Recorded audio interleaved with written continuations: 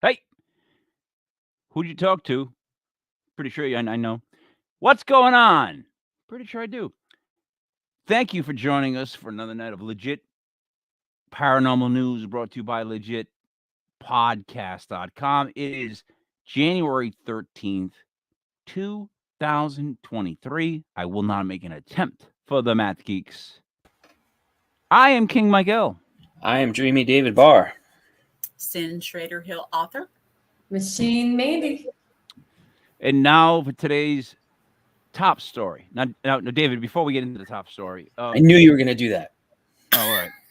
Predictable. No, that's okay. I wanted to share something that I watched today, and I thought, boy, would have this been great for Dreamy David Barr to break this one, because this one's a little, let's just call it Bizarro World. So the Mexican Congress, is that what they call them? I don't know. Is it Congress there? I don't know. It says Congress. So let's go with Congress. Anyways, they displayed 2 alien corpses today that they had carbon dated, which I have an issue with.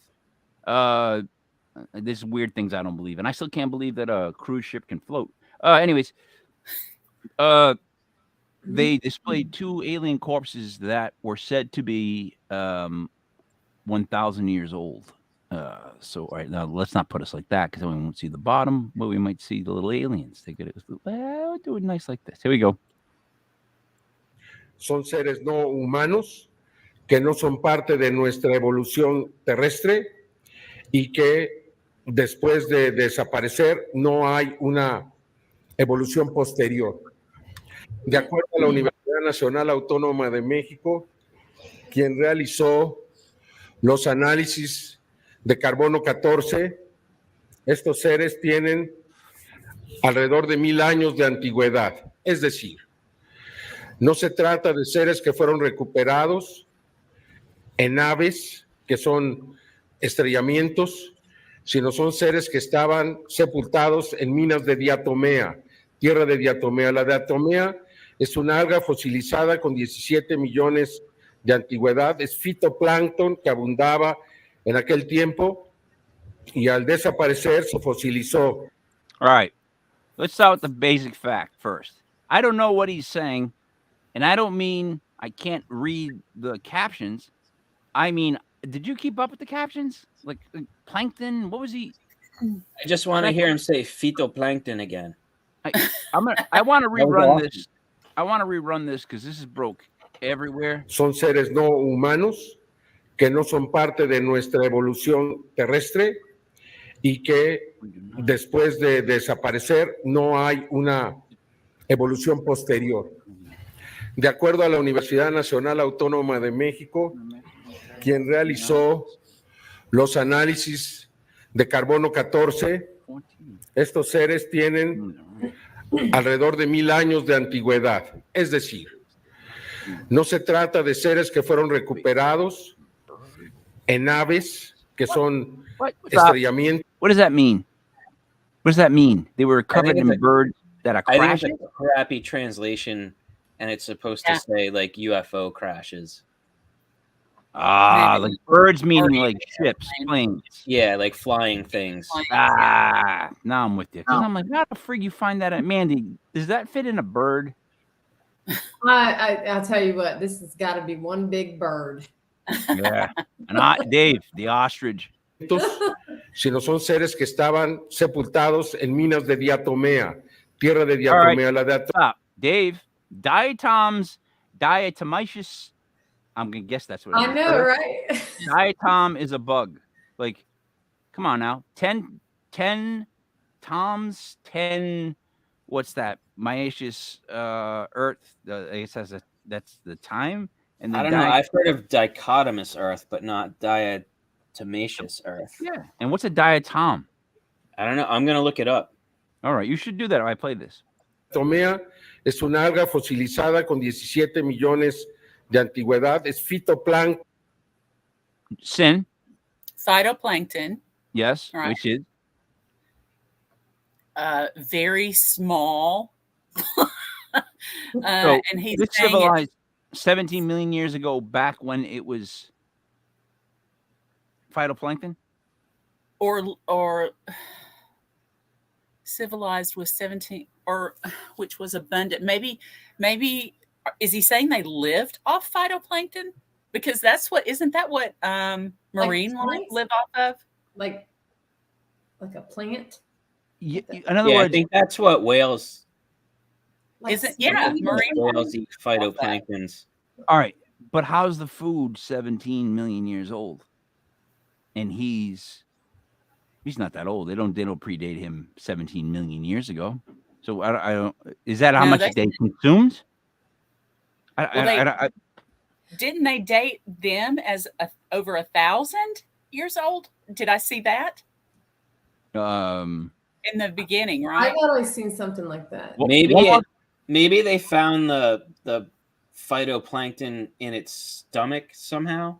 yeah, but Notice 17 how the million eyes years. are far apart. No, it's saying 17 million phytoplankton. Well, I'm starting this again, Mandy. What did you just say? If you notice, what's really weird is the eyes are really far apart. Oh no, look, this looks like the prototypical alien, like shape, size, Yeah. right? Cyn, Hey, doesn't Mike, it look? before you start the video again, Yes, a David. diatom is Breaking any. news. What's that? Dave, hold on. I'll help you out here for a second. Did you just find out what the term means? Yeah. Hold on.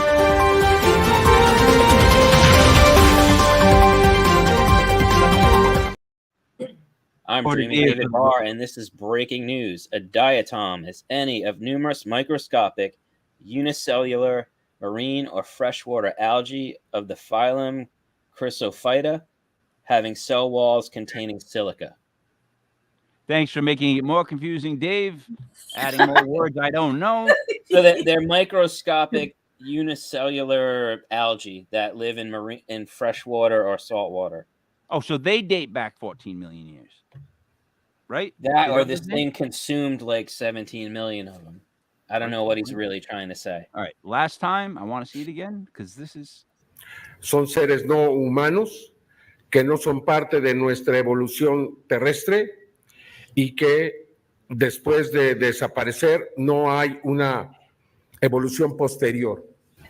De acuerdo a la Universidad Nacional Autónoma de México, quien realizó los análisis de carbono 14, estos seres tienen alrededor de 1000 años de antigüedad. Es decir, no se trata de seres que fueron recuperados en naves, que son estrellamientos, sino son seres que estaban sepultados en minas de diatomea, tierra de diatomea. La diatomea es una alga fosilizada con 17 millones de antigüedad. Es fitoplancton que abundaba en aquel tiempo y al desaparecer se fosilizó. so it ate bugs that lived off of the plankton, I think. I think it's a translation issue. Honestly. Yeah. Obviously, but I don't know if it's me Well- or them. No, So- I think somebody has taken some words and like bird shouldn't be in there, and there's just some confusing translations. I'll go with that. Definitely. Then. Some of it didn't make sense. So diatomaceous is consisting of or containing diatoms or their fossil remains. So that could be like fossilized algae in the stomachs of those things. So that's what they lived off. You Yeah. know what? So let me ask you guys this. We'll go around the horn. How much credibility do you put into the fact that the Mexican government releases this? Start with Dave. I I'll don't comb know. my beard. I would like to try to find more about it. Like Cyn was saying, it's such a poor translation. It's kind of hard to make a. But what do you think of the audacity of, like, what I mean, audacity? Just the fact that, hey, by the way, this is what we're doing in Congress today. Plow. There's two little caskets with aliens in them. Like, what are they saying? Cyn? I mean, can you imagine walking in thinking you're going to have a normal meeting and then them opening up those boxes? Just, Right? man, just watching the boxes be rolled out, I would be like, if we're about to see a couple of dead babies, dead kids, Yeah. I'm out. You know? Yeah. So that Everybody terrifies start me backing there. up a little.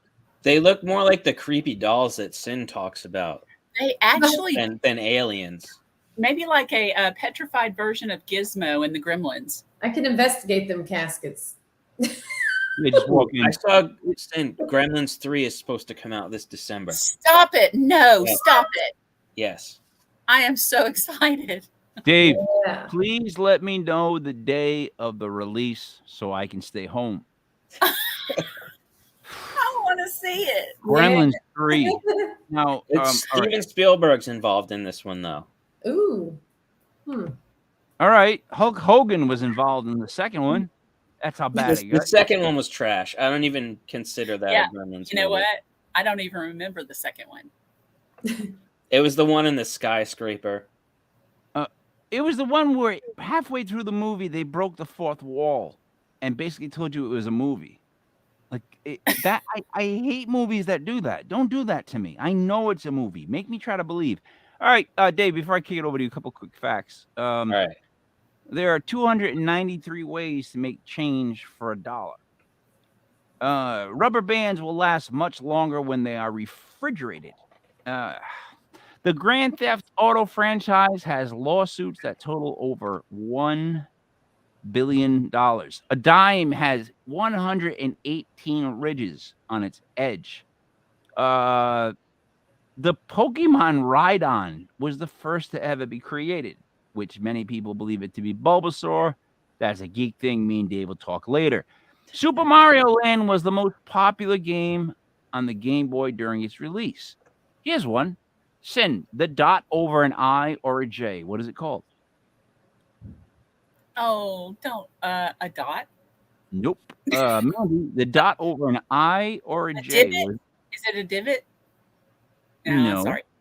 Mandy? Pass it to Mandy. Hell, I have no idea. I thought it was just a dot. All right. Well, at least say dot. That's a guess. She's like, I don't have any idea. Well, give me that. Ask Dave? Dreamy David. I have no idea. Oh, I thought It you were is a- looking it up. No. It is a tittle. Tittle. It's considered a tittle. Huh. That's another one of those things where it's unnecessary to call a dot. A tittle. Like, what's a Yes. dot? You know? Yeah. Japan has 23 vending machines per person. I believe that, and they I do are too. amazing. Yeah, that's They're a lot of. No, that's Yeah, but you can too get many. anything. I It's amazing. don't. Have you seen Terminator? Yes, but I've been to Tokyo and they're fabulous. That was way back though, so they've probably really, really, really expanded and gotten. Okay. What if they just start grabbing people? What if they come alive? Like, that's a Let's lot per person.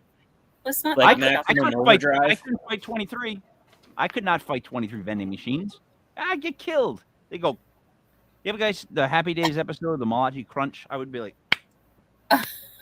you ain't fight 23 vending machines, never.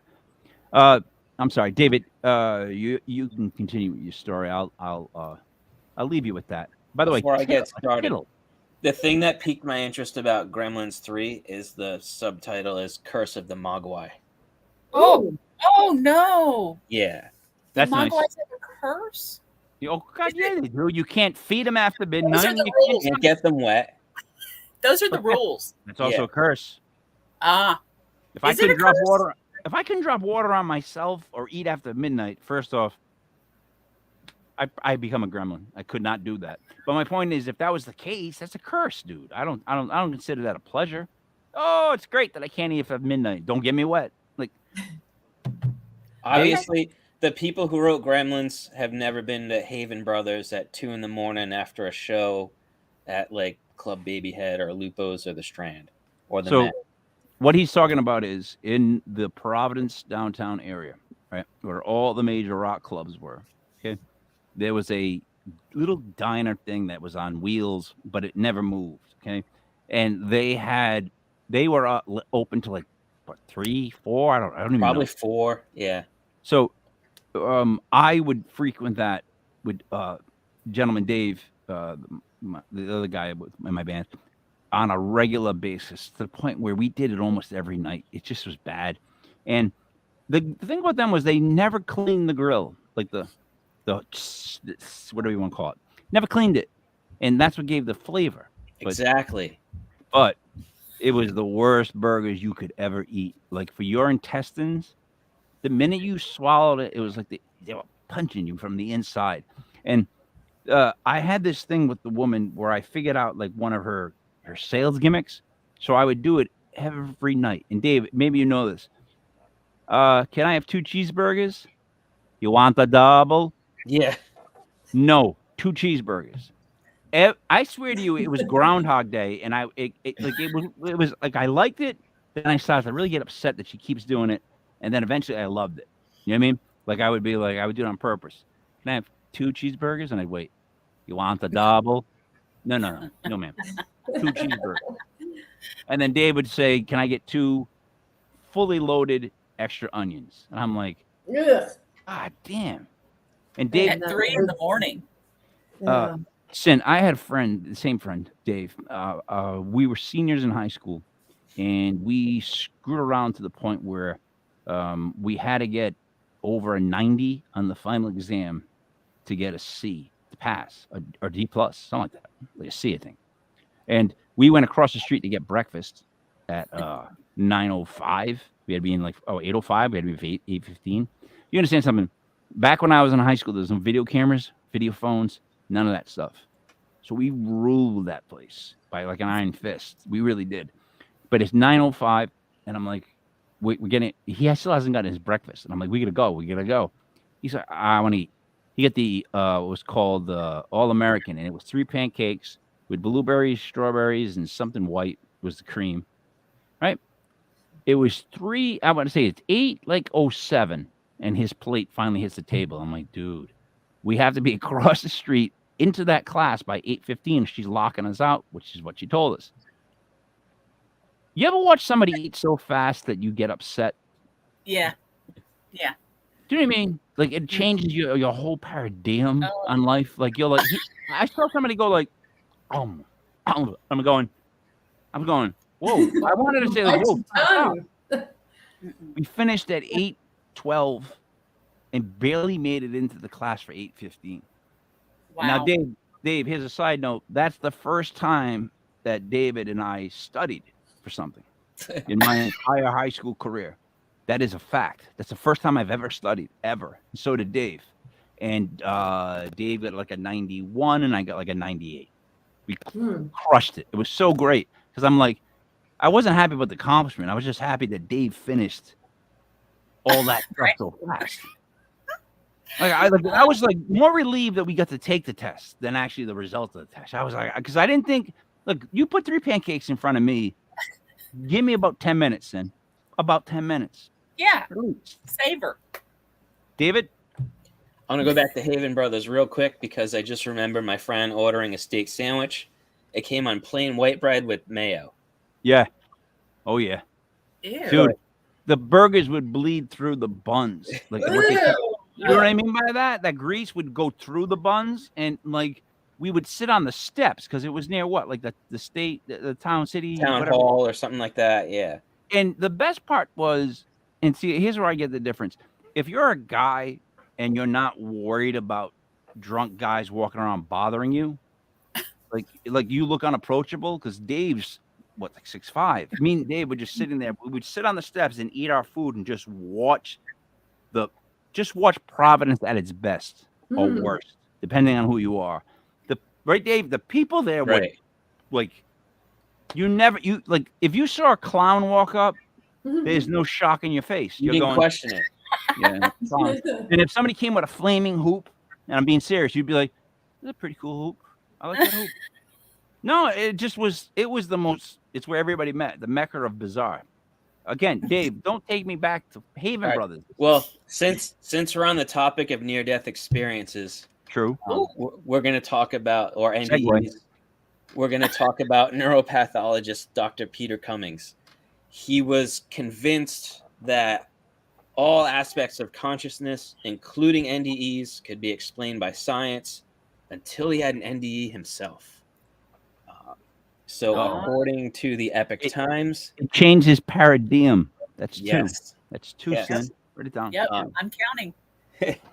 So according to the Epic Times, Cummings was a successful doctor. He was also an assistant professor at Boston University School of Medicine. He suffered an accident while he was whitewater rafting in Costa Rica. So I don't know why this guy's whitewater rafting. He's always been afraid of the water. He had been practicing holding his breath and feeling that being able to hold his breath for a long time might come in handy someday. So he's whitewater rafting.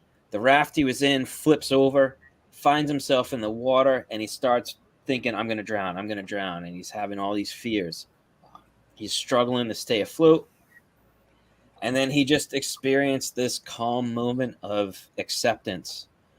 And he's quoted as saying, there was a point where I was drowning and I knew it. I thought about the autopsies I'd done on people who had drowned, and this is supposed to be a very peaceful way to die. And he said he's thinking, well, what the heck is taking so long? So he's at the bottom of the river. He has what he considers a hallucination from a neuroscience perspective. He sees the bright light, and he feels an overwhelming sense of love. And then he has an auditory hallucination. He hears a voice reassuring him that his family's going to be okay, and they don't need him. They'll be okay without him. So at that moment, he knew that his wife and son, they'd been pulled out of the water. So they're in the raft with him, and they were safe. So then his scientific mind starts to kick in. He's dismissing the... All right, Mark. First off, whitewater rafting. Never heard Yeah. a story where they don't flip over. Right. I don't get that. I don't get it. Like, I don't get it. It's like, hey, if you jump out of this plane with a parachute, you got a 40% chance of making it. Good luck. I'm not jumping. I would go back and sit down and be like buckling in, like, because they flip way too much. Then second, would you take your family whitewater rafting? Would you take your kid on a whitewater rafting trip that could be potentially that violent where it might flip a flip? I wouldn't. No. As a parent, as you know, Mike, your kid's safety is like one of the most important things. Well, we have started the babies.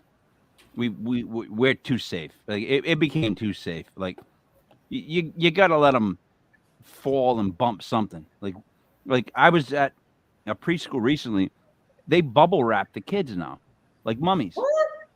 Yeah. They just leave a slit for them to eat, but they just stay in bubble wrap. David, that's not true. My next thing was when you're starting to die, reassuring. Now, Cyn, let me ask something. If you were starting to die and you came at peace with the fact that you're going to die, just mentally, would these be things that you may see? Even like again, even if it's not something that's going to end up being something that's from a different side, or it's actually something, contacting him, but in general, as a human, when you finally give that acceptance that here it is, I'm gone, wouldn't you kind of reflect on the better things? Because like on deathbeds, people that my family that I've spoken to, I remember this. Not once did my dad ever mention money, business. All he mentioned was family, an event that he remembers family doing. That's all that he talked about. So it all comes like in, and then it's like what you really love. I think that you kind of. Does that make any sense? I agree. I agree. So that's Mandy. Does that make sense? That like maybe that's what is going on in his head. That's firing off at the end. Yeah, he's not worried about the material things, money and things like that. He's going to be worried about family, memories, most important things. Dave, have you ever heard of like someone dying and they have a near-death experience, an NDE, as you would say, and they say like, "Oh, all I thought about was what was in my bank account." No, I've never heard that. Okay, so continue, David. I'm sorry. All right, so he's seeing the bright light.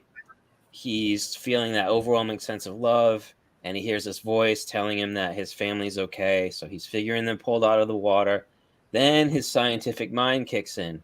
He starts dismissing the experience, and he's saying this is all a result of hypoxia, and it's his brain encouraging him to hold his breath and to beat his record. So as he starts thinking these things, the bright light vanishes. Oh, I don't know what's going on. Sorry, didn't know what's going on. I was confused. Go ahead, continue. Sorry. So eventually he's pulled out of the water.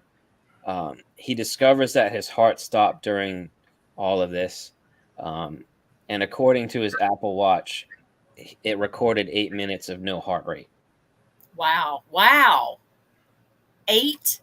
Yeah, but again, it's an Apple Watch. It's not like a scientific measuring instrument that keeps track of all that stuff. So kind of have to be a little skeptical of that. He may have been out for a few minutes. Who knows if it was the full 8 minutes? I mean, you're not getting paid by Google or Android, are you now, Dave? No. Yeah. Well, you just dissed Apple really quick. I'm thinking maybe Dave's wearing red. Next thing I No, know, but I'm saying no matter whether it's Google, Android, I mean, I wear a Garmin watch, whether it's Apple, if that stuff they even tell you that this stuff isn't completely accurate. So don't make your decisions. You ever think there'd be a time where a watch was used for exercise instead of the time? No. Because people I know that wear watches, they're like counting their steps. They're doing things like this. They don't tell time. Your phone tells time and takes photos. Dave, I'm sorry. That's okay. So this is pretty common following his near-death experience. Cummings finds that his priorities and his career pursuits start shifting. He's quoted as saying, "I became very uncomfortable with my career. Some of these things just aren't important to me anymore." And he's like alluding to, say I'd written a couple of bad novels. He's like, I can't even identify with that stuff anymore. So he's saying he can't identify with his career. And he says the number one question he's always been asked as a neuropathologist is, did they suffer? And he says, as a physician, you always say, no, of course not. But he admits he always felt like a liar because he didn't know until he had this experience. So this whole thing transforms his perspective on death. And he realizes that death and dying and NDEs are an important topic that need to be talked about. Can I ask a question? Yeah. Well, obviously I can't. I just asked it. Old novels. Cyn, you write books. A book you wrote at your earliest stage. Do you totally identify with it still? No. Yeah, because in the music world, there's songs that I did at 2021. I have no idea who that person is talking. I go, really? Oh, wow. All right. I don't dislike the person, but it's like, yeah, I don't see it like that anymore. Mandy, I know you're only in your 20s, but prior to that, have you ever had anything that's made you, of course you will. Has there been any point where you're like, that's not me? Like, this is like a representation of me that I've seen on video or audio, and you're like, that's not me. Yeah, yeah. Yeah. I mean, I would say when I started doing investigations, looking back when I first started, I'm like, I've learned so much, and it's like, what was I thinking? You know, I'm not the same. I do things way different than when I first started. the best way to learn something is to take it on the chin, without a Mhm. doubt. Like you got to take lumps. Like you have to pay what's called dues. Dave knows this. Like even comedy world, there's dues to be paid before you can like you know get to where you want to be. But like Dave yourself. Here's a fun fact. Okay. I watched the video again of this like reunion show that I did with the band, and Dreamy David Barr is so much in that video that it blows my mind because Wow. I didn't realize till recently that he was the guy that kept taking photos intrusively. He kept coming on the stage. He would come up in my face. Dave, that was you. You must have a photo, one or two of me at least pointing at the camera because you were right up on stage. That wasn't you? That wasn't me. You just came in at the end? I know I you was- took photos. I was in the pit. No, you were on. You did not take photos I did not take photos. of any reunion show. Think. Not the Moody reunion show. No, the one before that, like 11/11/11. You were on stage. The person who filmed the thing is friends with you. I saw you on stage. Don't make me pull up the video. I know it was you with a camera. Hold I up. need camera to see the phone. video because I have no recollection of any of Oh, this. all right, then Well, that makes sense. It was one of our shows, and I'm telling you, you bum rush the stage, and I see you, and I'm like, that's Dreamy David Barr. He's in the video that I made, and I had no idea. I would fight my way up front. I will give you that. Dude, Wow. you don't understand, Cyn. There was a time where we would be able to locally put 300 to 400 maniacs in one place, like twice a month. We would do it locally, just in Rhode Island. We do, Worcester, whatever. Whoever we could open for, whatever. But Dave would know this. We had such a weird mix of pit people, like really hardcore people, and then we got this weird mix of like rap, but with like females, right, Dave? Like Yeah. the worst insult we ever got as a band was we were called the NSYNC of hardcore. Oh. Now that was, hey, let me tell you something. With me, I went, that's not an insult. Everybody in the band goes, oh, that's the worst thing you ever heard. I said, no, it's not. And they're like, why not? I'm like, they sell out shows. I don't Yeah. care what they sound like, but if they're saying that, they're doing something right. And we had a great mosh pit because we had people that would pick other people up when they fell, Yes. which was different. Good. I just can't see Dreamy Dave going "Rrr, rrr, rrr," coming through. I see him go, excuse me. One of my friends, one of his best memories of me is we went to see Pantera, and I went into the circle pit in Pantera, and he said when the pit cleared, he was like, I was just standing there like this. So Dave is one of those guys that's nice until it's time not to be nice. Oh yeah, No, yeah, it was like Mike was saying, if you got the right crowd, it was a good way to get your aggression out, but everybody helped each other out. So if someone got knocked down, you picked them up. we had a weird local scene. Yeah, if someone took an elbow to the face and they got rocked a little bit, you kind of guided them outside of the circle so they could recover, maybe get them some ice at the bar to put on, whatever was swollen.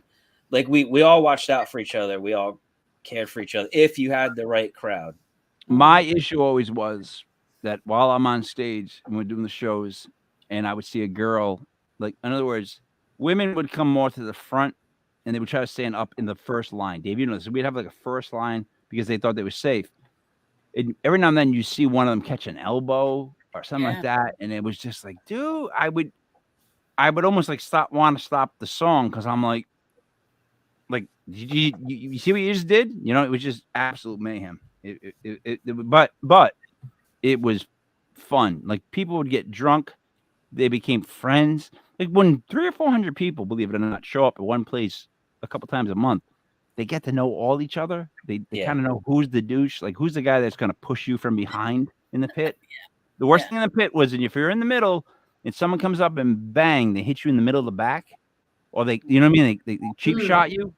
Everybody else in the group would be like, all right, we're going to this guy up when he gets in. Next time he goes in, we're all going to bum rush him. And it really was like a weird like community. But Dave was on stage taking photos, I swear. Good, Dave. Well, when you find a video of Dave in the middle of the pit, please post it because I want to. I will. Woohoo! All right, I'll wrap up Dr. Peter Cummings. He's now saying that the experience of dying is profound and society should embrace it rather than keep it behind this sterile curtain. And he thinks we should be able to talk about death without it being an uncomfortable conversation. And it's something that should be celebrated. Like, you know, and I understand that you're kind of celebrating someone's life and, you know, their transition. Death is like a surprise party. Cyn, you don't know you're gonna have fun until you like walk right into the room. People go surprise. Like, how do we know it's gonna be fun? We're dying. I don't want to die. No one wants to die. And when you do die, what if it becomes a celebration at the very end? That's fantastic. Would you agree? Yeah. How could you not? So, Dave, Mandy, what questions do you have about this gentleman's change almost in life faith by near-death experience? Like, what is your past with people that have had near-death experiences in the sense of, like, it just changes their paradigm? I can't recall that I've known anyone who's ever went through that. I've heard of people that have, and I think I've heard of the story he's talking about.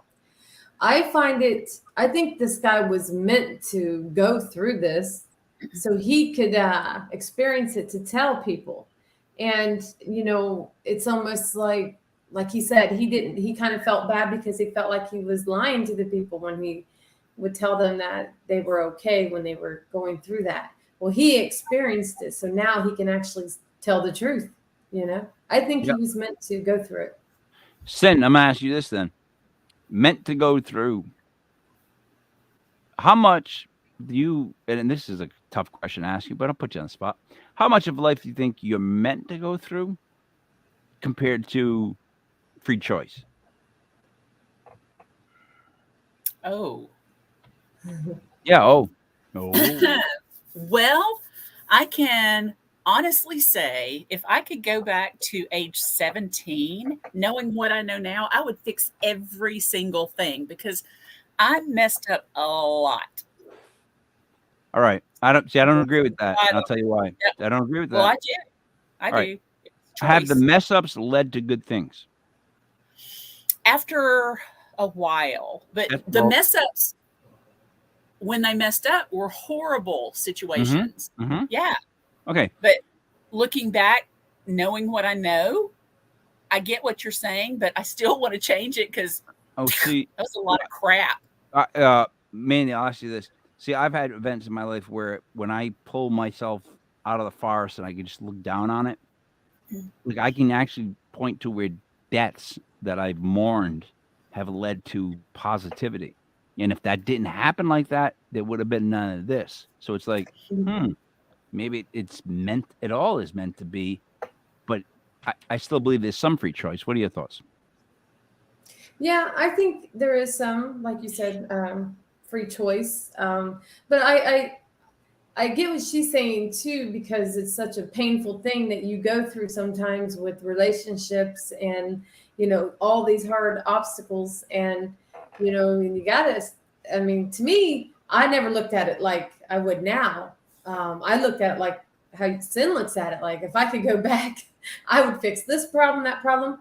And that's how I would have done it too, you know. But now I look at it differently. I look at it like, okay, that's why that happened, because something better was coming. Something, you know, I had to learn my lesson from this, and something better was coming. So David, I look at it now. You change anything, Dave? Because think about it. If you change anything, does that not risk your kids? Well, I was going to say I'd be afraid of the butterfly effect or creating my own personal flashpoint where like my whole life is completely changed because I went back and changed some stuff. So I don't know. I think I'm in a good place in my life, and I think that all the heartbreaks and the pains and the things that I've experienced made me who I am. So if I change that, I'm essentially going to change who I am now, because I wouldn't have those things that, guided me on the path that I'm on. So, Yeah. Look, I'm sticking. pressure. All right, life pressure does two things, right? You're either a pipe or you're a piece of coal. Pressure will burst the pipe. It will also make a diamond out of coal. So there's some things that some of us had to go through to become who we are. Like, had to take our lumps, had to have this bad thing happen to just get us to another level of just understanding. You know what I'm trying to say? Like, I was in a situation, because we're still in the band, where we were presented with an opportunity, right? Like an opportunity, because again, for a while there was 3 bands. Did you ever see the when we did the 3-band tour of, like, we would go Providence, like Worcester, and then Springfield over and over again? I pretty much stuck to Providence. It was Stained, Godsmack, and us. Now they've both been on the cover. That's pretty big. Well, they've both been on the cover of Rolling Stone, right? And I host Legit Paranormal News, which I think is actually fine, because I think their careers since then have been a little weird. But my point is this: right before something was about to happen, I was informed of the fact that the wife was having triplets at the time. It became twins, but my immediate reaction and call was, I'm out. There was no hesitation, and it offended 5 other people that have been on the road with me for about a year or 2. But there was no other choice in my head. It was one of those clear, this is what you got to do. Doesn't matter. Now, a lot of people look back at that with regret. Mostly not me, but other people. Even the wife thinks sometimes, like, that was a pivotal moment. Like, what if that happened? You guys could have done this. You could have done that.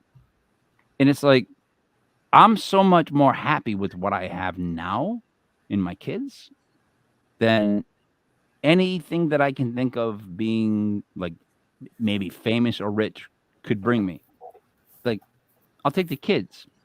I'm hands down. That's a hands-on thing. Like, Dave, that's what I'm saying to you. Like, I would be worried about that effect. I'm not going to mess with anything that would result in me not ending up where I had these kids.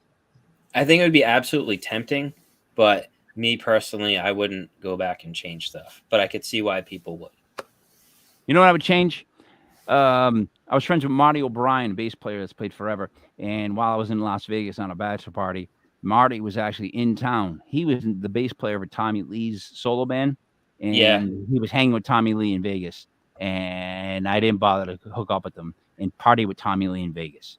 That's what I regret. He also became the bass player for Lita Ford, and now he's the bass player in Daughtry. Oh, Daughtry now? Yeah. He went on cruises with Lita Ford. Rock and roll cruises. I know a guy that was in some bands with him. He's amazing. He's an awesome bass player. Cyn, over to you. Okay, we ready? Ready? Let me ask you this: how long are your stories going to be? I've got some short ones. Why? Well, I'm just trying to let Mandy know, so she knows. Mine's going to be short. I'm good. Well, let Mandy go first. No, let Mandy go first. Oh, yeah, good. Hey, Cyn, you know what? I'm going to take your advice on this. Good call, because that way you can fill out the rest of the show. There you go. All Cyn all the time. Mandy, what would you like to say? All right, I'm going to talk about the Mothman, which is a folklore story out of West Virginia. It is a humanoid creature reported seen in Point Pleasant area from November 15th, 1966 to December 15th, 1967.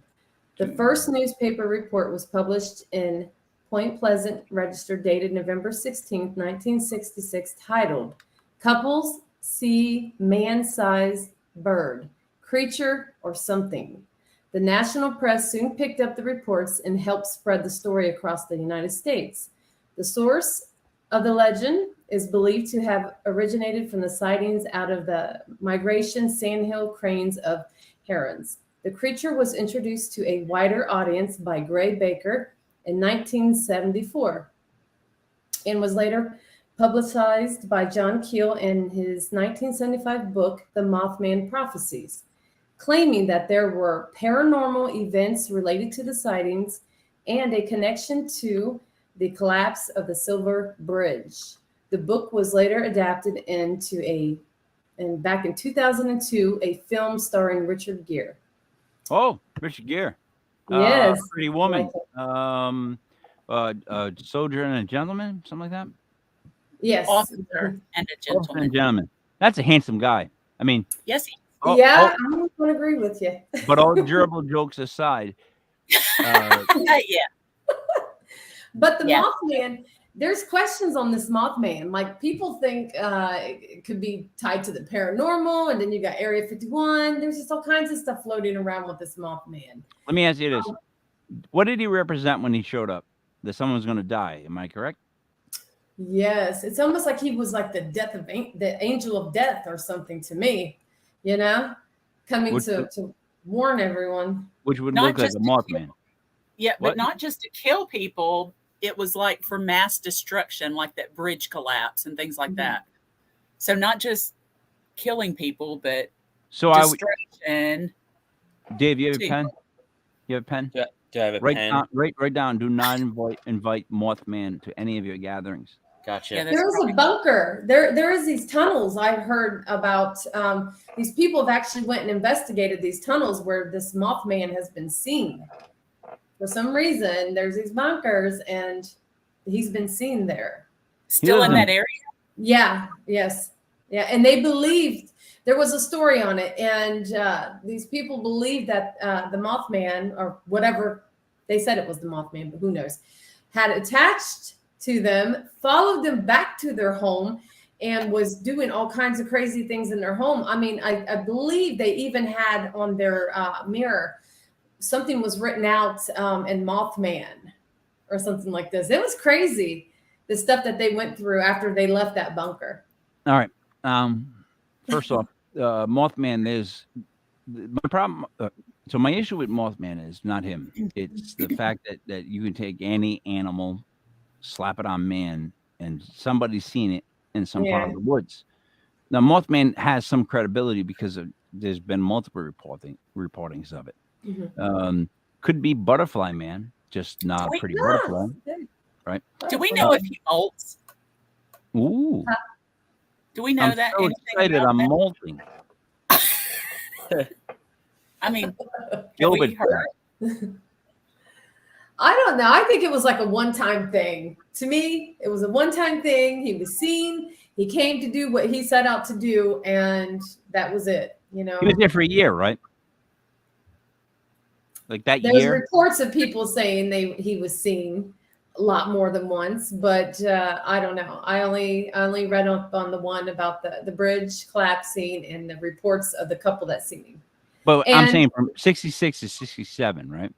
Yes, which was just a year. Yeah. Now, what does that remind you of? If you think back in time to 66 and 67, what do you think like people were doing? Because I'll tell you this, psychedelic drugs. Well, Just saying. Yeah. No? Yeah, right. Hippies, Yeah. like drugs, yeah, drug culture. they could have been doing, It went from hippies to your favorite style of music, disco. So it was a quick blend of like bizarreness. Now, Cyn, that was a tough question to ask. Did it molt? Like Molt. molt? Molt. I'm molt. I'm Rhode Island. Molt. I don't think Mandy would have had that in her documents or research if it molted because I just asked the general consensus. no, it didn't molt. Molt. I don't think it did. Like I Okay. think we would know about The Mothman. Oh, there you go. There's your next book, The Mothman Molten. But you know what's interesting? If when you seen the movie that Richard Gere was in, I'm going to tell you, it was pretty cool how they kind of did the whole movie. I mean, if it was true based on the phone calls he was getting, and there was weird noises coming through the phone. I mean that's like paranormal stuff to me. But it's all. Listen, when you started with Mothman, you hit paranormal.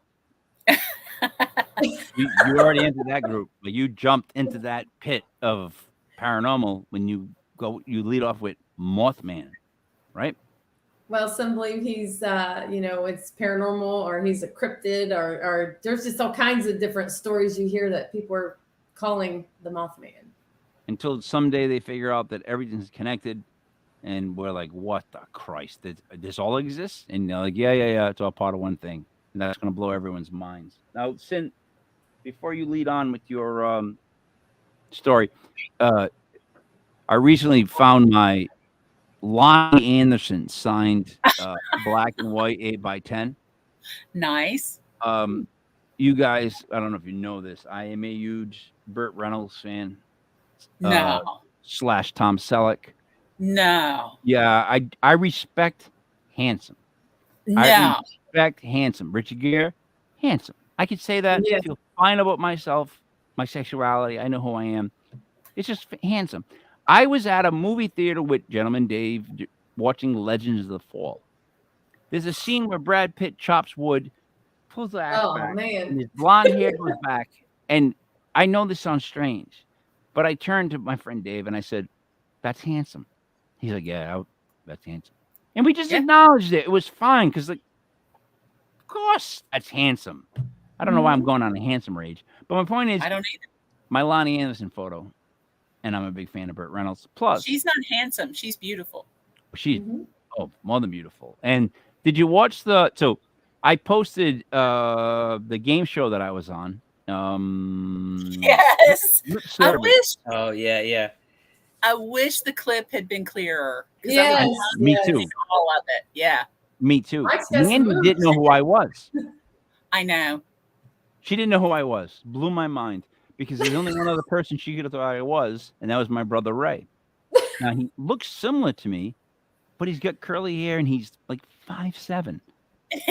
Well, I was choosing between the two. I'm like, okay, it's either him or it's the other one. So, Dave, I've been height disrespected. I don't know if that's a term. My whole life. Like, I was in a band. Cyn, I want you to understand this. I was in a band with another singer who's 6'5". When I would meet people, they would always say to me, and it would break my heart, "Oh my God, you're taller than I thought." It's like, yeah, I'm standing next to a giant the whole time. I'm a little over 6 feet. I got measured in at 6 feet and a half inches, and they said, "You want to put 6'1" because you round up?" And I said, "No, I don't want that. 6 feet." Like, because I have this big thing, and Dave knows this. Anybody that's 5'7", 5'8", 5'9", they say they're 5'10". They just lie. Guys will lie and say, "I'm 5'10". So any guy that says to you, "I'm 5'10", measure him. He's not 5'10". He's probably like 5'8", 5'9" at best. It's true, Dave, right? Have you not heard guys go 5'10"? And it's like, professional wrestler. Why is that the lying size? Is it because it's double digits? I'm 5'10". I don't know. I'm 5'1" myself. So my son's 6'3". Wait, your son's 6'3", Dave, you're 5'1"? I am 5'1". I'm 5'5", and my son is 6'3". I got a foot on Dave. Dave, I'm a foot taller than you. You are. So when you see like someone like Dave, Gentleman Dave, he must look like a giant to you. Oh yeah, he was massive. Lord. And then being up on that stage and like looking up at him too. Mike, I have to say this: I met Glenn Danzig in Providence once after a show, and I was an inch taller than him. What? Yes, they shoot him from an angle to make him look taller. I was an inch taller than Glenn Danzig. I hate that when they do that. Don't they do that to actual size? You know? Don't they do that to Tom Cruise? He has to stand on boxes and shit. I've heard of this, and I heard John Van Damme is the same way. He's short too. Wait a minute. It's John Claude Van Damme. Oh, do you know him personally? Do you know him personally? John Claude Van Damme. Okay. He's Yeah. short too. He's another Tom Cruise short. Yeah. There's a lot of people that are. I mean, like my famous story is I'm at backstage at the Strand, and all of a sudden I get left alone in the room with Marilyn Manson, and he's eating KFC. Now, I want you to picture full regalia, stockings, the whatever, German The thing, crazy gear that he wore. Yeah. and the nail polish, the look. There was a big phase where bands all wore black nail polish, and that would never happen for me. That's something I would never do. So, it's just me and him, and he's eating KFC, which is greasy. It was very uncomfortable until he spoke, and like I've said before in past shows, I realized he was one of the most intelligent people I've been around. That he's working the crowd like nobody else. That this guy is gonna do whatever he needs to do to get over. And I was like, I totally changed my paradigm. Mandy, anything else on the Mothman? No, just that I will be seeing him. I will be going to the museum in September. I've never had a chance to go there and check it out, and I'm pretty excited about that. So, well, you're not going to see him. Well, this isn't a signing greet, is it? There's a statue, and there's like a museum dedicated to the legendary Mothman. So, well, with any luck, no, without any luck, you won't see him. You don't. I don't think you want. Cyn, she doesn't want. I don't want to see him. Does she? Right, Cyn, you wouldn't want to see the Mothman. You want to see No, them? you would not want to see the Mothman. I would like to see the Mothman if he was behind something that he couldn't get out. There you go. That's you asked. All right, and I don't want to say what you said was non-intelligent, but what I'm trying to say is, you're saying that you'd feel safe if something called the Mothman was behind any kind of cage? I said if it was safe. I had to preface that. Did you not hear me preface? Yeah, but what's safe for the Mothman? Well, let's figure it out. What? You got to figure it out. I'm not going to stand behind something unless it's proven safe. No. Dave, did she just pull a Cyn on me and retract her statement and make it seem more complex than what she originally said? Because she really just said what she said, and then she just said something different and made it sound more. I said something different. You made it intricate. I am intricate. I didn't say that, Cyn. So you to go off track again. That's not the conversation we were having. What do you have to report for tonight? Well, so I've talked about La Llorona before, right? Yes, That's which woman. And remember, there's a tequila, but I found out it's like $250 a bottle. Wow, That must be good. That's good tequila. It's named after La Llorona. La Llorona. Is it called La Llorona, Dave? That is in the La name. Llorona. That's how I know That's it's the named song I after. was thinking of. It's got that beat. It's got that beat Yeah. to it. La Llorona. It was my Sharona. I'm sorry. Yep. Go ahead. Yeah. All right. So kids actually try to summon her like Bloody Mary. And the way they do that is stand in a dark bathroom, shut the door, and they splash water on the mirror and say your name 3 times. So like Bloody Mary. Sharona. La Llorona. La Llorona. Ah, my La bad. Llorona. La Llorona. La Llorona. I can't do that 3 times. I would never do it. Too many. And then what I found about why Bloody Mary is such a thing is it said that she was a beautiful young woman who was so vain that she couldn't help but stare at herself whenever she could. Unfortunately, a horrible accident left her injured and disfigured. From that point forward, she was forbidden to look in mirrors because her family feared she would go mad upon seeing her reflection. So they shielded her from it, right? One night, she snuck a mirror into her room, saw her face. She was devastated, burst into tears. Unable to bear looking at herself any longer, she merged into her reflection and vowed to harm and disfigure anyone who dared to summon her while staring into a mirror. So that's the story behind that.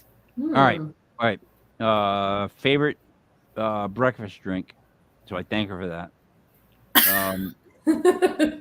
But also, I gave that fact where if you stare so long into the mirror, you will see your face disfigure because your brain actually gets bored of looking at your face. It's Huh. an actual scientific fact that if you stare long enough at yourself in the mirror, you will start to distort because the brain shuts off and just gets bored. So remember when the TVs in like the 70s or 80s they told you not to look at the witch in the TV? Does anybody remember that? Like The if you witch? if you stared into a TV that was off, you would eventually see a witch. I don't There's the remember wi- that one. Maybe Me that's, either. yeah, maybe that's just my family. Hopefully not. Hopefully that's just a location. Dave, you never heard of the witch in the TV? No, I haven't. I'm gonna research that now because it was a really big thing locally. It was not. It was the John Cougar Mellencamp to the Clowns in the White Vans. Bruce Springsteen, Hmm.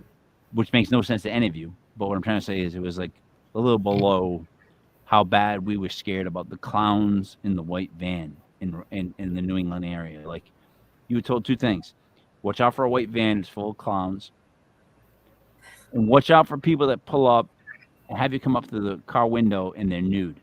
That was like a big thing that went through Rhode Island in like the And late they're nude? Oh yeah.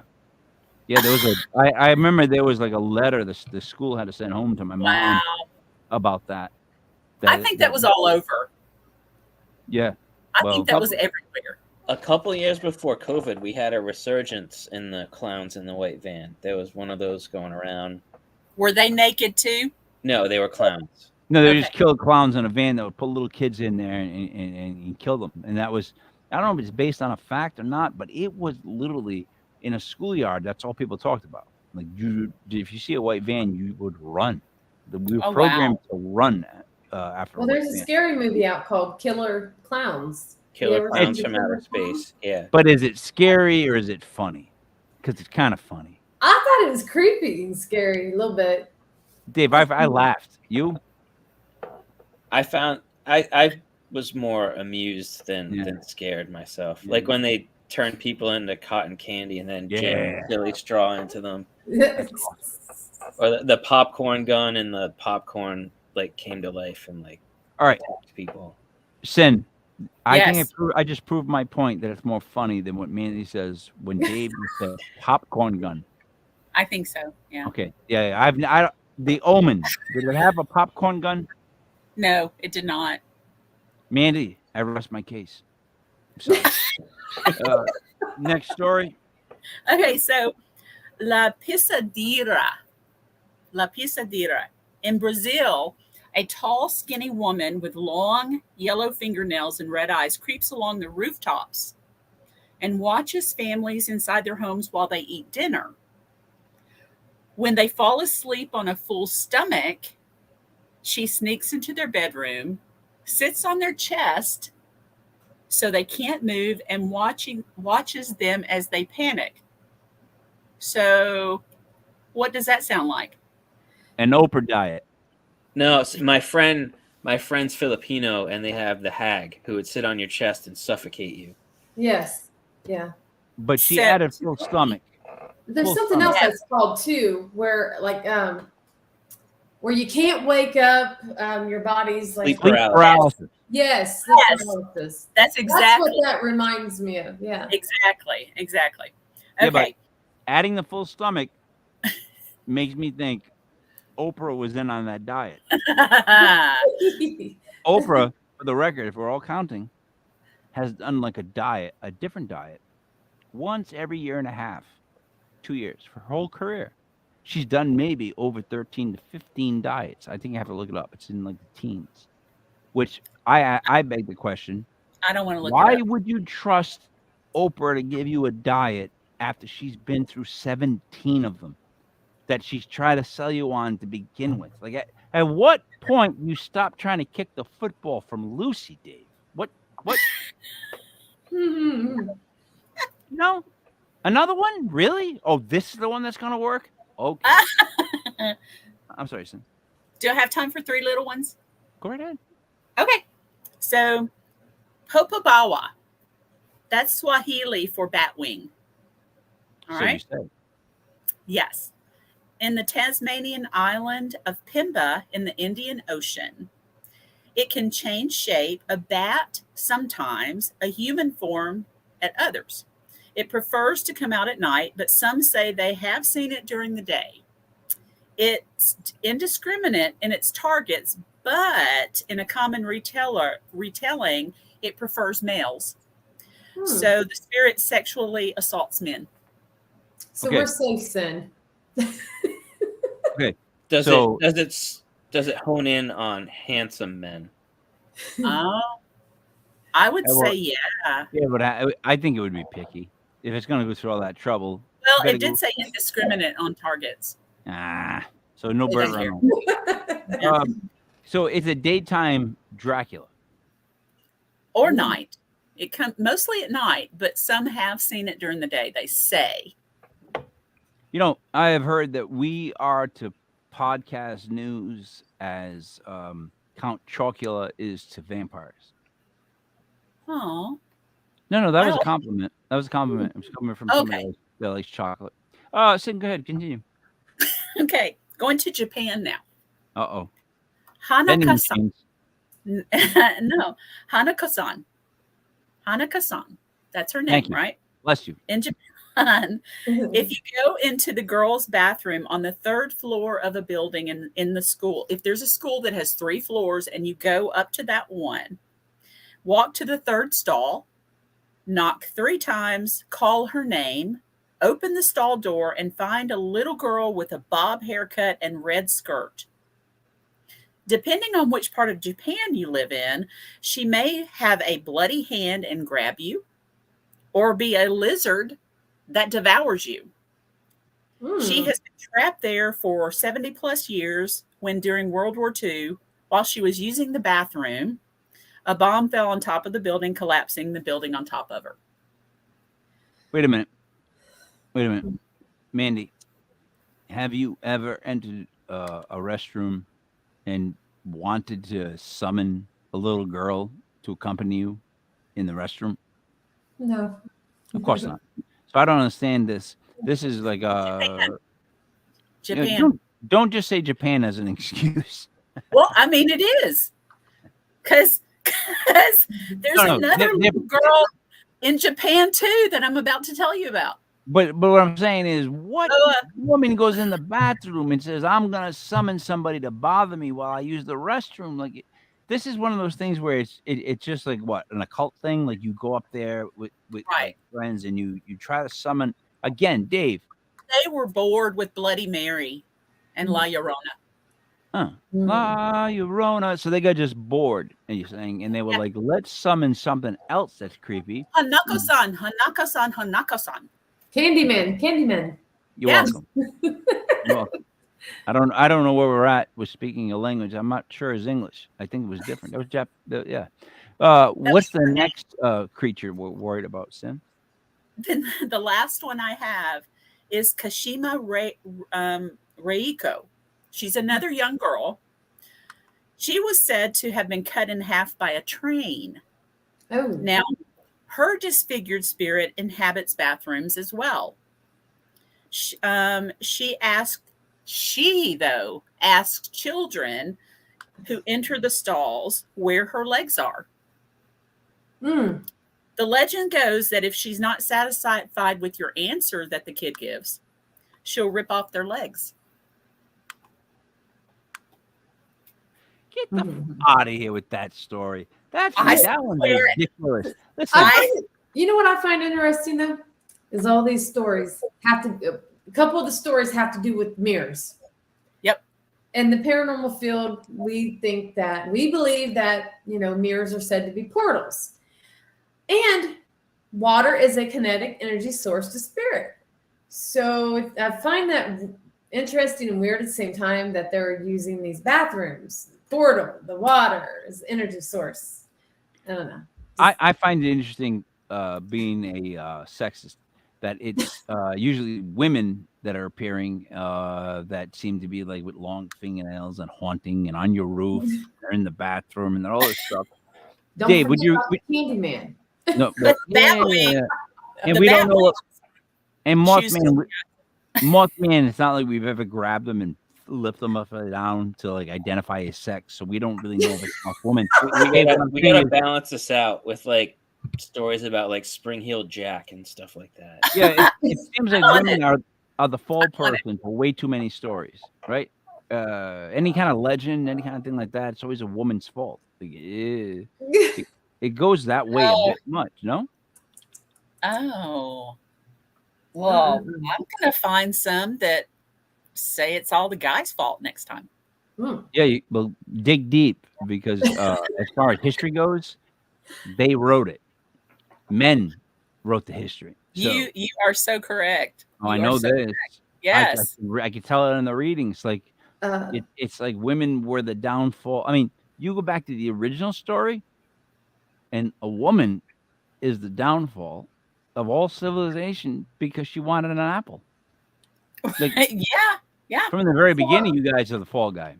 I was Yeah. thinking of the lady with the snakes coming out of her head. I forget her name. Medusa. Yes, Medusa. Now, what was the story with Medusa? Wasn't We it looked that at a man it- broke her heart? What was What? it? Was it something about a man breaking? Wasn't it tied to a man? I Of think course. so too. Yeah, but that gets glossed over because we barely remember it. What we remember was she had snakes coming out of her head, and if you looked at this woman, you turned to stone. Yep. Because Yep. a man broke her heart. And she, But- yeah, no, Mandy, that's details you know. We all know it from the Clash of the Titans, and you don't look at the head because you turn to stone. It's a woman's fault right there again. Like I'm telling you, you guys, you don't realize it, but you're the fallout for everything. Like we just that's how history is written. Cyn, anything else? That's all I've got for tonight. Okay. As we go around the horn to wrap it up, let us start with Mandy. Mandy, I'm going to say that I saw a reel or video of you at a some sort of paranormal event, and you guys had merch up the yin yang. It was like hats, it was like t-shirts. I thought I saw either headbands or armbands. I'm confused, but I literally it was like tons of merch, and I'm gonna request one of the wool some winter hats. the beanies? If you send me one, I will wear that because that will keep my head warm down in this basement. And Cyn, I grew the hair back. I like it. I hate it. Why? Well, I mean, How was it before? I just shaved my head at one point because, like, the females in my life, my wife and my daughter, you know, the boss makers, they like the hair, and it's just aggravation for me. Like, I don't want to style it, comb it. I don't want it. Like, it's weird that I'm at this stage that I'm like, it's just too much work. Yeah. You know? Be thankful you have a head full of hair. Just like I tell my husband, he has a head full of hair. For your Preach. age, I mean, come on, there's men that they don't even have hair, or they're losing hair, or you know, you and Dave got nice hair. But I Preach, don't want. preach, Mandy, preach. Leave it. Listen, I turned 50 on September 21st, which, Happy birthday to you. for the record, birthday and you to will see this. I've already planned it with my kids. On my birthday, I'm going to film a video of me walking to my backyard, laying down in the dirt, and my kids shoveling dirt on top of me. And that's just the video I'm going to publish because that's what it feels like when I heard that number. I will say this, 49 was much harder to deal with. I hate being 49 because, again, in conversation, if I say, someone says, how old are you really? And I say 49, they go, oh, almost 50. You don't have to say that to me. When I say to them, though, how old are you now? And I get to say 50, the reaction has been, really? I'm so much more happy with the really than the You haven't gotten the half a century yet. oh Christ. Thanks, Cyn. Yeah, no, I needed something else to make me not sleep tonight. But thank you. I just turned 45 in July, and my husband turns 49 in October. He's gonna hate it. He's gonna hate No, 49. he's not. He's not. No. He don't Mandy, look it, though. He don't look Mandy. it. You're hot. Well, thank you, Cyn. You're Thank welcome. You're welcome. Whoa! Who's talking about Mandy? I'm saying her husband's gonna hate 49. 49 is the top of the roller coaster where you're like, holy shit, we're about to drop, and there's no drop fun. I've Wait never till heard you're of it like 59 that. and will be 60 in a month and a half. What? Cyn? No way. Yes, I way. would have never have guessed. I No, wouldn't have guessed no. that either. Wow, No, you all didn't even know her age either. No, I look, listen. You I two know are her my age. favorites right now. He I already know- knew it. I know her age, and let me tell you this: I hate her for it. I hate her for it. Like she looks like if I get to look like that at 59, 60, I don't see it good, even Cyn. happening. I don't even know if I'm gonna be alive at that age, Cyn. Oh, Like, stop it. no, I could go out at 55. I've done enough Stop stuff it. where I'd be like, I'm good. Like a Stop. blackjack dealer. No. My point is 59 to 60. Like, I always think in my head since I was a little kid that 40 was old, and then at some point it changed to 50 is old. Yeah. At some point it changed to no, 60 is old. But now what Yeah. I'm really realizing is it's 65 to 70 is when things apparently just like rubber bands breaking just start to go. And Oh, like, Mike, no, dude. I hate to tell you, but when I turned 50, things started falling off, dropping. Gravity's a bitch and all that kind of stuff. I Dang, apologize. Cyn. 50 But was that's a why bitch. we work out. Yes. Yes. I 540 on the leg press. Woo, 50 girlfriend. That's good. you want to know something funny about lifting? I in my earlier life would go for heavier weights, and that's just what guys would do. And what I've learned since then is that like I will just take the bar, right? And if I'm doing really curls, clean reps. what I'll do is I'll do 30 where I go from the bottom to just the middle. Like And then I'll- 21s. And then 30 from the middle to the top, and then 30 all the way. And I try to do it as slow as I possibly can and bring it down as slow as I possibly can. Because for someone my age, I don't want to get big. There's no interest at all in getting big. I just want to be in physical strength shape, and that's more of an endurance thing. Me too, but since both knees are replaced and one hip is replaced on me, that leg press has been my saving grace. So that is the only thing I go heavy on. Everything else is like normal. But You know what? I pyramid. Time out. And did you just say you had 2 knees replaced, a hip replaced, and then you mentioned the weight that you squat? Get out of here with the leg push. You Leg trying to make us press. all feel bad about ourselves? You trying to What? make us all feel bad about ourselves? Like I had No. 2 functioning hips, 2 functioning knees. I'm not taking my little Italian legs and putting them on that thing for that. No way. Ain't happening. Dave, you gonna put that much weight on the leg thing? No. Probably not. No. You know why, Dave? Because I don't want to get crushed. I try to avoid being crushed most of my life. And Cyn, that's ridiculous. It's ridiculous. You might be a robot. No. Might be. No. All right, Mandy, tell us. I started with you. I'm sorry. Love the merch. Tell us what's going on with you guys. What you got coming up? All right, guys. We have a lot coming up. I will be investigating with Paranormal Reality TV in Ohio, and then we'll be heading to Tennessee in September. Also swinging by the Mothman. If you are interested in the paranormal, you can go over and check us out on Ghost Sisters. We're on all social media, YouTube, Twitter, Instagram, and TikTok.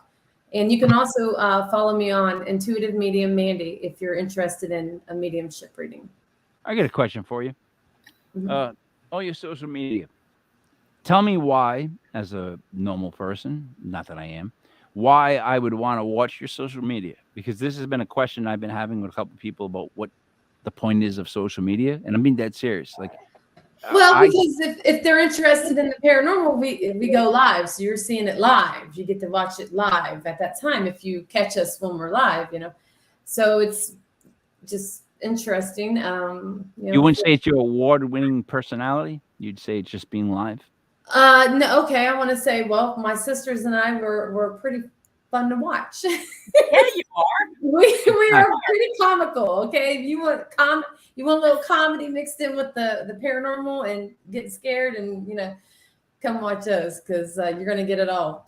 Well, see, I do not like comedy in my paranormal. I am against that. Well, it just comes out naturally. It just, because my other sister is just the way she is. If you knew her, you'd understand. So you got 3 sisters together with 3 different personalities, and yeah, so It's fun. it's Dude, fun. Yeah. I'm being sarcastic. I you are? believe that there has to be a bit of brevity Yeah. within Medium in something between there, to digest it, because I can't, like, if I'm at a party, I can't deal with somebody who walks up on me and is like, the end of the world's coming and the dollar's crashing, and it's like, all right, dude, go eat chips over there. Like, not right now. But if he came up and he was like, hey, let me pull my finger, and then he told me that, I'd be like, oh, hey, this guy's all right. Is anything else, Mandy? Oh, nope, that's it. Cyn Shrader Hill Author. Books on Amazon. Please go Cyn Shrader Hill Author and buy them, please. They're free on Kindle Unlimited.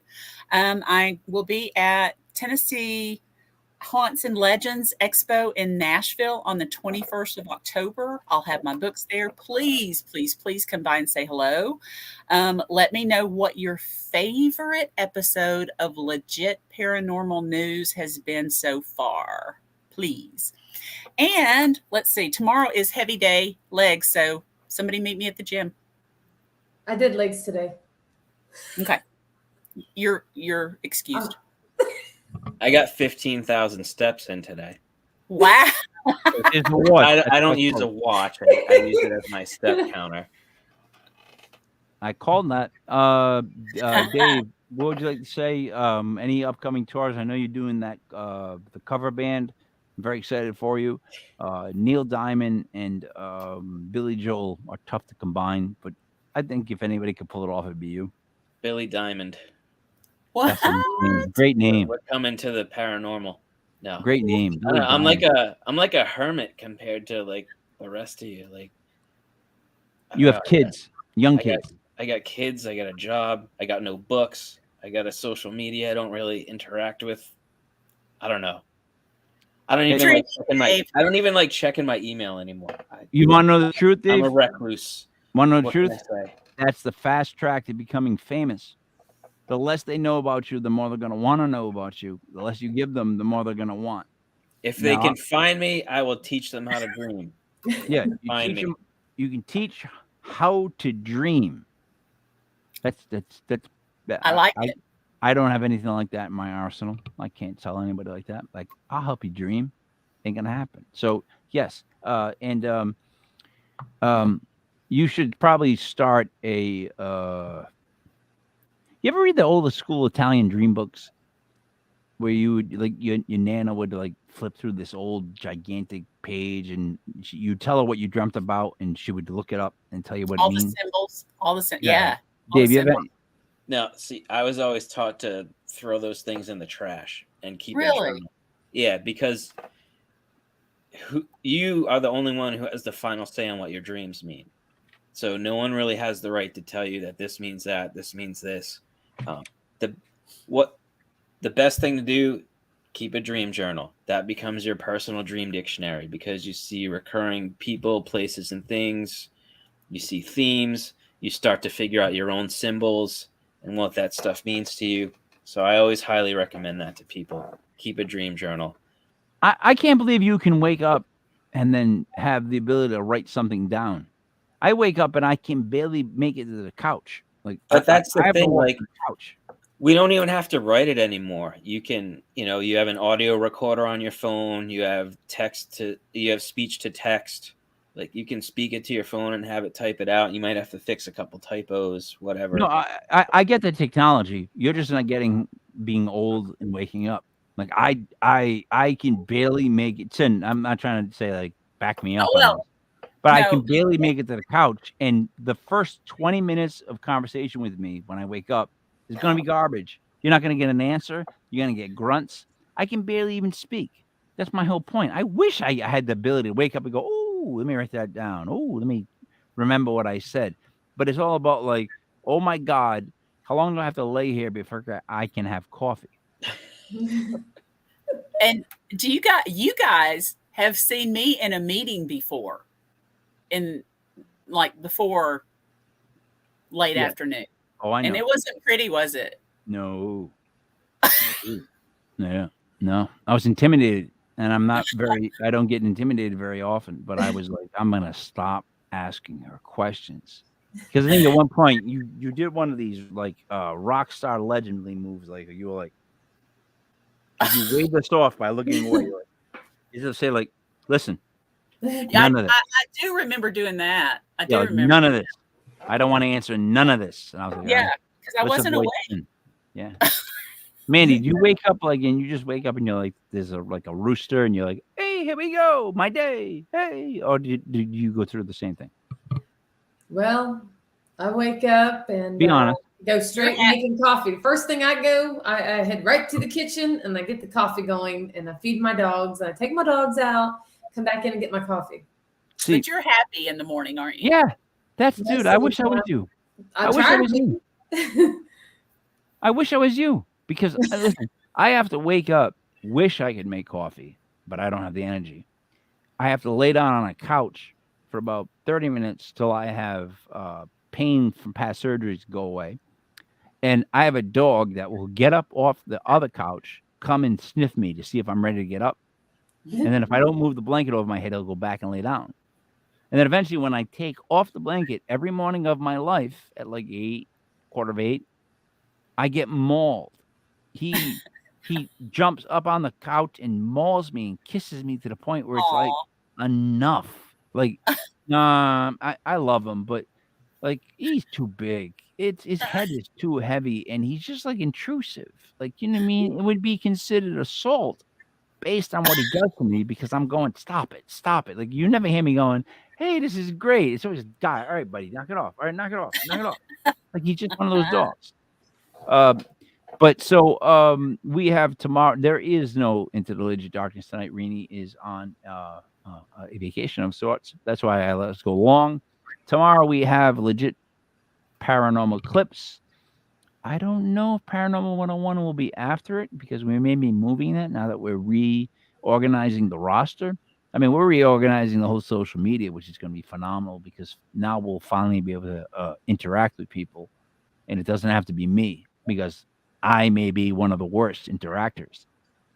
Like, Dave, you just said you just stop opening emails. I go through phases where I will not check my email, my messages, because there's so many that I don't. And my problem is I get into a conversation with someone. If I check their thing, I end up in their life. Like I invest in the conversation. I'm not somebody that's just like, I can have a conversation with you. And it's like, yeah, I didn't even listen to what you said. I'm listening and I get like this. I'm like into it. You can only do so many of those where you're like overloaded. And then I go through a phase where I just can't see any of them because it's like, I don't want to answer this question because it's going to lead to the story and I can't do it right now. Dave, is that somewhat it or is yours bills oriented? Because it could be either way. What's that, Mike? You could be like that. You lost me. I said it could be like that with you when you're looking at emails, or it could be bills. Like in other words, you could be just dodging bills, dodging like things you have to do, or you're just dodging conversations. No, I don't know. I'm kind of reshifting my time and my energies, and like you said, I have my family, I have my daughter, and like, you know, she's already growing so quickly, so I just want to enjoy the moments that I have with her. And make the most of that time before she's like a teenager and doesn't want anything to do with me. Yep. So it's just my priorities have shifted, I guess. Let me explain something to you, and from past experience. So in the early teens, there's going to be this like not a rebellious phase, but more of like I know what I'm talking about. I'm growing up. But by like 19, 20, they're back to like how they were when they were like younger. Like I get hugs. I get like all kinds of stuff. Like they're more appreciative at that age. So it's going to be like a ebb and flow. It's going to be like the corkscrew, Iraqi point. Dave, you're gonna drop down, go over the loop, be like, what the fuck's going on? But then you're gonna end up all right. It's gonna be totally cool. Then when they have kids, they really Yeah. kind of. Mandy, I don't. You're on your what? You're about to have your second grandchild. I got hit 4 granddaughters, and all this happened within a year and a half. I'm like, what? Wow. Yeah. A year and a half, 4 grandkids. Yes, and 2 of them's on the way. They're not here yet, but they're coming. So everybody's having twins. My youngest daughter, she had twin girls last year, and now she's pregnant again with another girl. And my oldest daughter is having her first child, which is a girl, and they're all due within 2 months apart. So it'll be February for my oldest daughter, and then December for my youngest. Yeah, That's a lot of females being. I know. It's crazy. That's again, my famous story is I had a friend who had twins, and then he kind of cursed me. He said, I hope you have twins when you have kids. And then I had twins, and I was like, this kid cursed me into twins. Like, he just like put that burden on me. 6 months later, he had his second set of twins. Oh, wow. Oh, wow. So the boomerang was still moving, and it just came back and whacked him in the face. It's like, that's a lot. Look, 4 boys, Oh, a man. year, and like 2 months apart. Like, Wow. that's a boot camp. That's not a house. You know what I mean? Like, you wear the sheriff's badge and yeah, just get in the room. Like, how do you control 4 boys? Like, give me a But break. when you're a little older, there's your basketball team. Yeah. Oh, no, not really. I'd have to still play because that makes 5. But yeah, it's close. I mean, I can have said, there's your basketball team I meant with you or with him. Yeah. The 2 sets of twin and him. Yeah. You ever play basketball with your kids? I don't have kids. My cats daughter played basketball. All of my kids played basketball, but my oldest daughter was really good. She was on she did the all-star thing where they traveled. She was on the traveling team for like 3 years, and they were really, really good. My kids junior year were point guard of varsity boys and point guard of varsity girls. My daughter too. I raised them on basketball. That was like the sport I played, and what it taught my daughter was at like 5'3" and 105 pounds that you could be a devastating person on defense if you just got up in everybody's face and constantly harassed them. I watched the game my daughter was playing, and the girl that she was defending slapped her, and the mom stood up and yelled that my daughter was playing too much defense. Wow. These parents get crazy at these child's games. I'm telling you, I'm sitting over like, oh my gosh. You know, it gets crazy at these games. I coached the boys and girls divisions, and then I did the all-star traveling teams, and then I did an AAU team. And parents are the worst people in the world, especially at sporting events. They all think their son, daughter is Michael Jordan, and it's hard to explain to them, well, you know, your kid can't shoot or he can't dribble, and like, these are hard facts. And at a certain age, you have to be honest with them because you're doing them no justice. Like, you're not doing a kid any help by saying, oh yeah, you can shoot threes, because me coaching, I had to work with the world of they all want to shoot 3-pointers, and I literally came from a time where if you shot a 3-pointer, you got benched. They were like, what are you doing shooting threes? Like, get on the bench. Now it's like, that's what you want to do. So it's just like kids. And I'll tell you this, last thing, boys start off better as a team, but girls eventually gel into a better team cohesively once they stop hating each other, which is their first reaction. No offense, it's just true. I've seen it happen. They don't like each other immediately. A couple practices in, they can depend on the fact the other one's going to rotate over. And now they're more cohesive than the boys are, because the boys are still worried about, I want to be the high scorer. No, I want to be the high scorer. The girls just want to win. You know, I thought it was boring watching my son's games. Boring. But when I watched my daughter had been playing since she was in 5th grade, and watching her, oh wow, I loved every minute of it. Very interesting. My son, If you're boring. if you're a college basketball fan, you appreciate watching the girls play because it's more of a team sport. But it gets to a certain level where guys, like, I had this one kid that he was like, "Hey, teach me how to play basketball," and then he grew to be like 6'5", whatever, and he was practicing dunking. I remember, and I'm like, "Dude, don't do that." Me old school, and now he went to 2 different colleges, and he just like comes flying into the lane. And he's like slam, and it's like unbelievable. Like they just, in other words, it just changes at that high school to college level. Like the boys become unbelievable at sports, where it's like the girls, they become really good, but they're better as a team. It like I've always loved female college basketball compared to the WNBA because there's more of like there's that teamwork mentality, and when women band together, and you're like what 53% of the population, when women come together, you can't stop that. Dave, you know this. You just got to get out of the way. It is what it is. Like you can't. Don't make you stand on that. No. All right. So for Mandy the Machine, for Cyn Shrader Hill Author, for Dreamy David Barr, it is me, Mike Leopard, King Michael. This was Legit Paranormal News, brought to you by LegitPodcast.com.